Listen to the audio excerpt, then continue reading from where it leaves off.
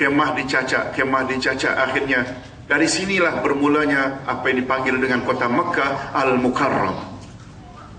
Ini sejarah. Sejarah ini tak boleh kita lupa kalau kita pergi ke Mekah. Hajar sangat disegani dan Ismail semakin membesar. Kita ringkaskan saja, setelah membesar Ismail kawin dengan Bani Jurhum, dan hasil perkawinan Ismail dengan Bani Jurhum inilah akhirnya dapat bangsa Arab. Betul tak? Sampai akhirnya kepada Nabi kita, Nabi Muhammad sallallahu alaihi wasallam. Itu sebabnya ada dakwaan kononnya yang disembelih nanti bukan Ismail tapi Ishak. Ini adalah satu penipuan daripada Bani Israel. Nanti kita akan bahas ketika masalah penyembelihan. Hadirin dan hadirat, tak lama kemudian Nabi Ibrahim alaihi salatu wassalam mengunjungi mereka dari Palestin ke Mekah. Ibrahim membawa tugas dan mohon bantuan anaknya Ismail. Ibrahim dan Ismail akhirnya membina Ka'bah. Adapun makam Ibrahim yang terletak di samping Ka'bah, dia bukan kuburan Nabi Ibrahim, walaupun dipanggil makam Ibrahim, tapi makam di sini dengan makna tempat Nabi Ibrahim berpijak untuk mengikat batu-batu dinding-dinding Ka'bah. Ismail menyorong batu dari bawah, dan di tempat yang agak tinggi Ibrahim disediakan oleh Ismail satu tempat untuk berpijak, untuk menyusun atau mengikat batu yang lebih tinggi. Tempat berpijak Nabi Ibrahim inilah yang dipanggil Maqam Ibrahim. Bukan seperti istilah makam diraja. Kalau di tempat kita ada istilah makam diraja, biasanya kuburan keluarga raja. Nah, makam Ibrahim bukan, di sana ditanam Nabi Ibrahim alaihi salatu wassalam. Nah, hadirin dan hadirat, tak lama kemudian Nabi Ibrahim mendapat arahan agar menyembelih Ismail.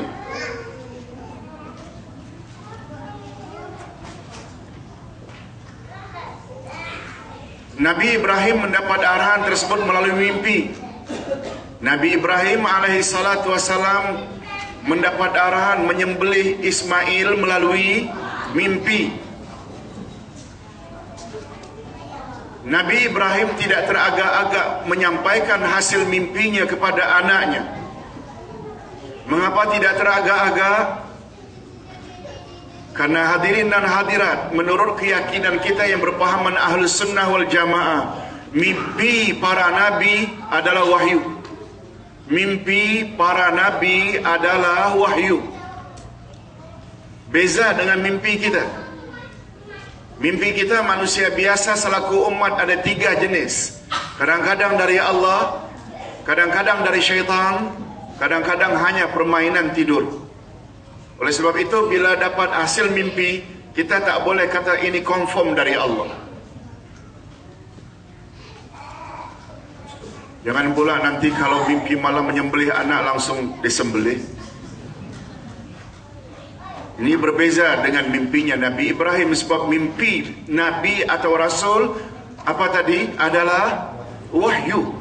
Sebabnya Nabi Ibrahim tidak teragak-agak untuk bertanya kepada anaknya, "Ya bunayya, wahai anakku Ismail, tadi malam ayah bermimpi menyembelihmu. Fanzur kaifa tara. Bagaimana pendapatmu?" Nabi Ismail menjawab, "Ya abati fa'al ma tu'mar, satajiduni insyaallah minas sabirin." Wahai ayah, laksanakan saja apa yang diperintahkan. Ayah anda akan dapati anak anda sabar menghadapinya. Allahu Akbar. Sampai macam mana boleh sampai begitu tinggi keimanan dan tawakal anak muda ini, nanti kita akan bahas dalam masalah falsafah. Hadirin dan hadirat,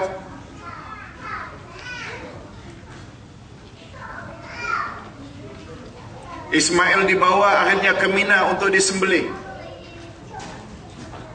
Sesampainya di Mina, Nabi Ibrahim diganggu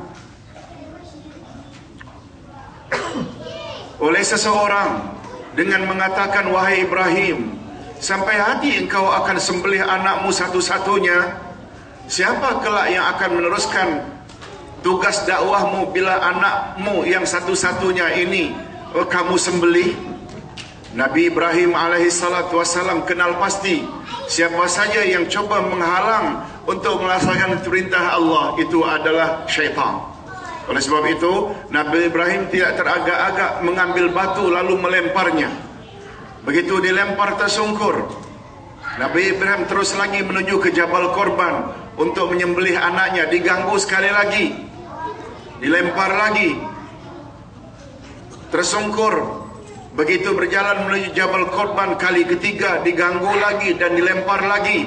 Inilah sejarahnya mengapa kita melempar 3 jamarat. Nanti kita akan bahas ketika membahas falsafahnya. Hadirin dan hadirat, begitu sampai di Jabal Korban, anaknya Ismail segera dibaringkan dan pisau segera dilalukan di atas lehernya. Tapi Allah Subhanahu wa ta'ala yang maha adil, sebenarnya arahan itu hanya ujian sahaja. Serta merta Ismail diganti dengan kibash, yaitu kambing besar. Sedangkan Ismail berdiri di sebelah kanan Nabi Ibrahim dalam keadaan selamat. Boleh tak dengan kata lain, Nabi Ibrahim dan Ismail telah lulus ujian dengan cemerlang daripada Allah Azza wa Jalla. Demikian sepintas selalu urutan wujudnya kota Mekah Al-Mukarram. Hadirin dan hadirat rahimakumullah. Sebelum kita sampai ke falsafah talbiyah, tolong lihat pengajaran di balik amalan haji dan falsafahnya. Pengajaran di balik amalan haji dan falsafahnya. Ada, Pak? Ada. Pertama sekali hadirin dan hadirat, takwa dan tawakal. Ibrahim tinggalkan Hajar dan Ismail di bumi gersang tanpa bekalan yang cukup. Sebagaimana kita sebut tadi, Hajar reda ditinggalkan Ibrahim demi menjunjung perintah Allah, walaupun kurang bekalan. Ditambah pula Ismail reda disembelih. Ini semua memberi suatu gambaran betapa tingginya takwa dan tawakal 3 insan ini, Ibrahim, Hajar dan Ismail. Pengajaran yang dapat kita ambil, orang yang beriman senantiasa yakin bahwa jika perintah Allah dilaksanakan pasti akan membawa kebaikan. Ini poin penting. Demikian sebaliknya jika larangannya dijauhi. Ini adalah salah satu ciri-ciri takwa. Lihat surat At-Talaq ayat 2 dan 3 yang selalu orang Melayu sebut dengan ayat 1000 dinar.